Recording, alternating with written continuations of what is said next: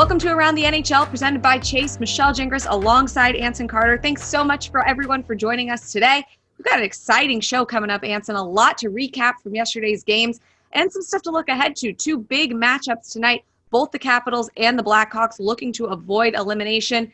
And the newly hired voice of the Seattle Kraken, Everett Fitzhugh, is going to join the show a little bit. Looking forward to that. He's going to help us break down everything. And even later on, Anson, you're taking a closer look at this year's postseason awards, who's likely to win them and who you think should win them.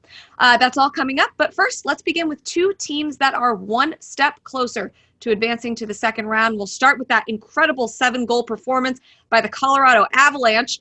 The floodgates seem to open even after Arizona pulled Darcy Kuemper. Colorado continuing to roll. They are, and it was an avalanche of goals versus the Coyotes. I mean, I'm on fire already, Michelle. That was good. That was good. You beat me to that one. I did. They're rolling, and it's been easier for the Avalanche because the Coyotes are back on their heels. You talk about the speed the Avalanche bring to the table. They attack all over the ice, and not just offensively, but defensively too.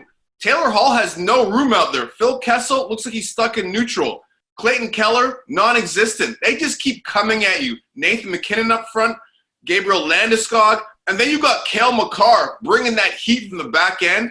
There's no way the Coyotes have an answer for what these guys bring to the table, 5-on-5 or with the man advantage. So that's kind of what my next question was. Do you think that Colorado has figured out this team? I know that they had Darcy Kuemper in net, who had kind of, at least helped put them in the best position to have a chance.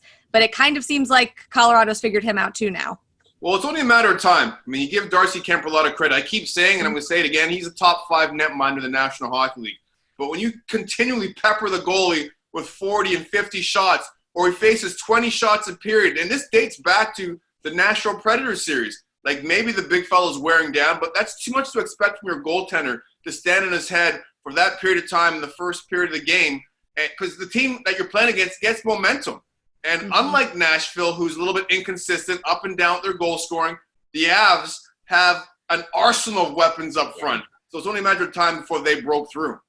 All right, let's switch gears now. The Lightning have Columbus on their heels and the brink of elimination. The story of Game 4, though, was that third line of Barclay Goodrow, Yanni Gourde, and Blake Coleman. And that trio, Anson, combined for 5 points. And this is the sort of depth that Tampa has lacked in the past. Both Goodrow and Coleman were acquired at the draft. Just tell me what they add to this team. Well, you said the Tampa Bay Lightning? Well, here's what they add. They add some thunder. That's what they add. Some aggressive hockey, some physical play, not just in front of the net, but on the forecheck. In your face, yapping, trying to get you off your game. They've changed the identity of this Tampa Bay Lightning Hockey Club. Before, it was all about Lightning hockey, and that's quick, fast passing, flashy plays. But now it's ugly hockey. They're beating the Blue Jackets their own style of hockey. And what's impressed me the most, Nikita Kucherov hasn't really been an impact player in this series, but he hasn't been taking chances. He's staying within the system, and he's playing ugly hockey too. So it's a good sign for Lightning fans.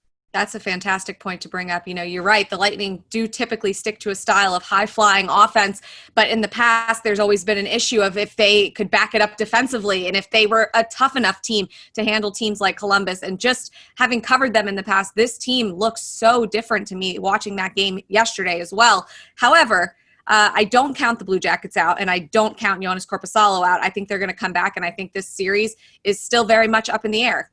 It really is. I give Tortorella a lot of credit. He has his team believing, why not us? We're the ultimate underdogs. And as long as you have Corpus wallow in net, because he looks like a wall sometimes back there, the Blue Jackets have a chance. I mean, I'm not going to count those guys out. They have blue-collar mentality, never say die. So until the Lightning have 4 Ws under their belt, the Blue Jackets still have a chance in this series as far as I'm concerned. All right, heading into the third period, it looked like Carolina was going to take this one, having shut down the Bruins to that point. But the Bees, they had other plans. The bullying Bees is what I'm going to go with for that one. Roaring back to score 4 goals in just half a period, outshooting Carolina 15-0 at that point. And it seemed like they really found their game in the third, Anson, and that goes back to just what I was saying, that physicality that they came out with from the second the third period began.